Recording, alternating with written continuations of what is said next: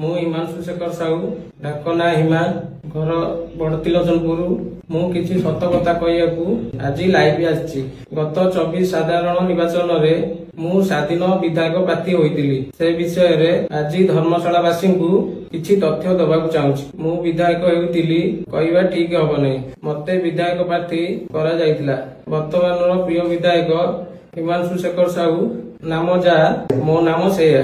ତେଣୁ ଭୋଟର ମାନଙ୍କୁ ଭ୍ରମିତ କରିବା ପାଇଁ, ଲିକୁ ଭାଇଙ୍କୁ ହରାଇବା ପାଇଁ ଏହା ଏକ ସୁଚିନ୍ତିତ ଷଡ଼ଯନ୍ତ୍ର ଥିଲା, ଯାହାକୁ ରଚନା କରିଥିଲେ ପୂର୍ବତନ ବିଧାୟକ ବଳବନ୍ତ ରାୟ ଓ ତାଙ୍କ ଭାଇ ପ୍ରଭାତ ବଳବନ୍ତ ରାୟ ଓ ବଲକାର ଠିକାଦାର ଅକ୍ଷୟ କୁମାର ନାୟକ। ସେଥିପାଇଁ ମତେ ଆର୍ଥିକ ଲୋଭ ଓ ମୋ ପରିବାରକୁ ଜୀବନରୁ ମାରିଦେବାକୁ ଧମକ ଦିଆଯାଇଥିଲା।